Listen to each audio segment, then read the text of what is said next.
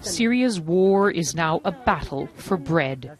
They've lost their homes, jobs, dignity, and survive on UN handouts. Ahmad has to feed 16 children and grandchildren. They used to live in Muadamiyah. It's now held by the rebels, cut off by the government. My brother, sisters, friends are still there. They can't leave and they don't have any food. This is Yarmouk. It's also been under siege for months. The BBC managed to obtain these pictures. Markets with only radishes for sale. And in these pictures, starving people march towards military checkpoints, calling for the siege to end. This is the response. Food is a weapon in this war. But now the government tells us they'll finally let UN aid through.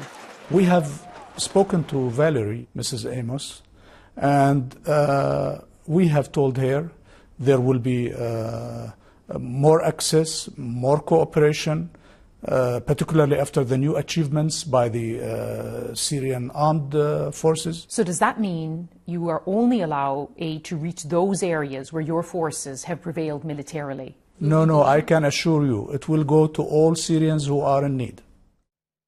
The government blames rebels for the siege. This week, rebel commanders across the suburbs made an urgent plea for help. This is their pledge to protect aid convoys and ensure relief reaches civilians. Confidential UN documents leaked to the BBC show the scale of this crisis. 2.5 million Syrians are now stuck in besieged or hard-to-reach areas. 250,000 are under siege by government troops, tens of thousands by rebel forces.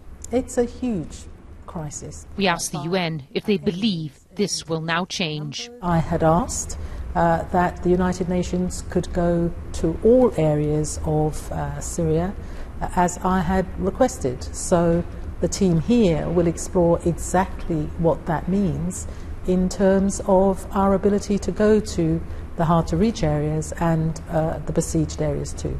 Do you really believe this promise? This has very much been one of the priorities for us. If we are able to get to those areas, and indeed in my conversation with the Foreign Minister and with the Deputy Foreign Minister, they said that they would work with us to ensure that people were reached.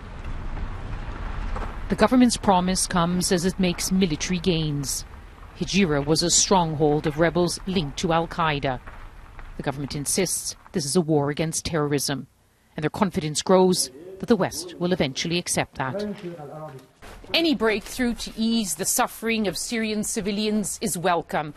But to end the humanitarian crisis and the gross abuses of humanitarian law, it will take a political solution, and a breakthrough of that kind is nowhere in sight. Lise Doucette, BBC News, Damascus.